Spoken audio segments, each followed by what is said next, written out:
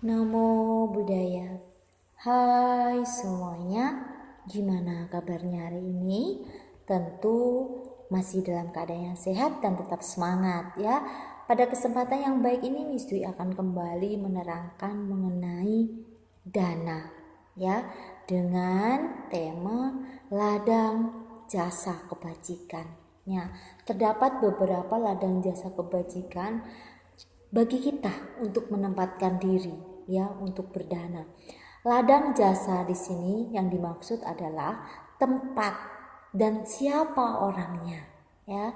Lebih tepatnya adalah siapa orang yang akan kita berikan dana supaya manfaatnya itu lebih besar ya.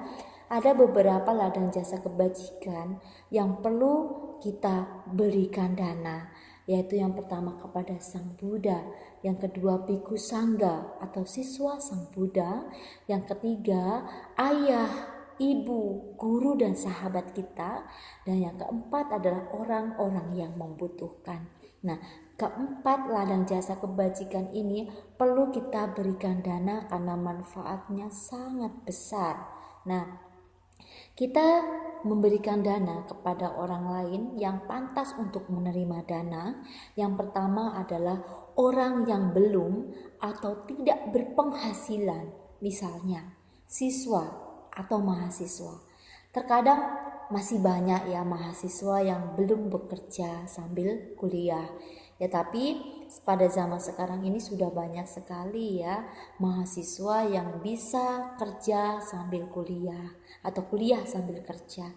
Tapi tidak menutup kemungkinan bagi siswa SD ya, itu ya kemungkinan kecil untuk sudah bisa bekerja. Kemungkinan besar mereka masih meminta kepada orang tua ya dalam hal uang atau makanan.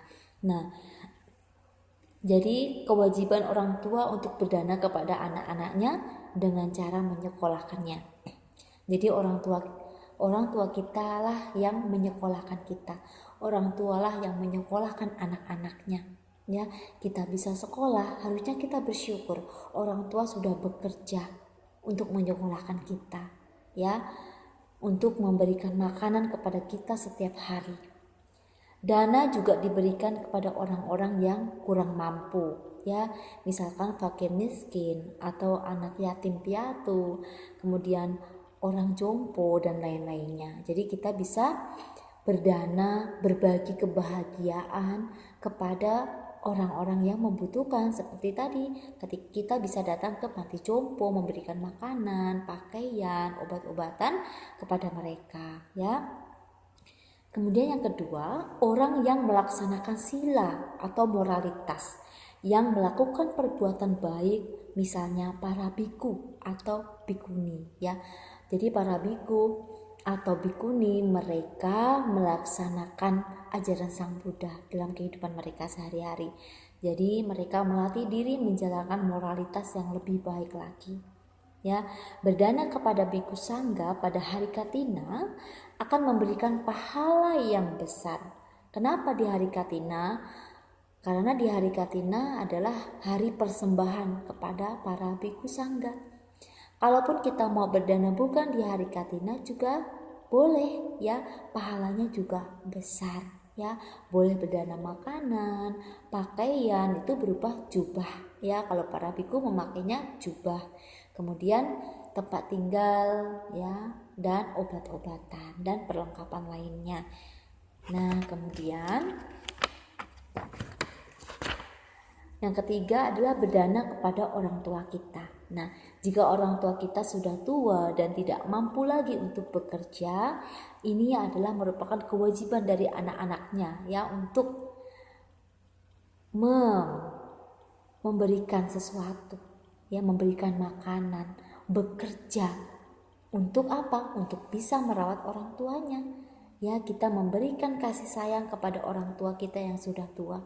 Kita merawatnya sampai orang tua kita tiada. Ya, selama orang tua kita masih ada, mari kita rawat, kita sayangi. Usahakan jangan sampai kita titipkan orang tua kita di panti jompo, ya, kasihan. Kita rawat sendiri orang tua kita, ya. Nah, Kemudian ketika nantinya orang tua kita sudah meninggal dunia, ya sudah sewajarnya sebagai seorang anak kita membacakan parita. Kita berbuat baik atas kebaikan kita ini, kemudian kita pancarkan kepada leluhur kita, kepada orang tua kita yang sudah meninggal dunia, ya. Dan kita melaksanakan dhamma dengan baik dalam kehidupan kita sehari-hari. Berdana yang pahalanya paling besar adalah berdana kepada orang tua kita dan kepada biku sangga. Ya, pada zaman sekarang kita bisa berdana kepada biku sangga dan orang tua kita. Kalau zaman dulu kita bisa berdana kepada Sang Buddha secara langsung. Itu pahalanya besar sekali, ya. Nah, waktu yang tepat untuk memberikan dana kepada biku sangga adalah pada bulan Katina, ya. Pada hari Raya Katina kita bisa berdana 4 kebutuhan pokok yang sudah Miswi sebutkan tadi, ada makanan, jubah, tempat tinggal dan obat-obatan, ya.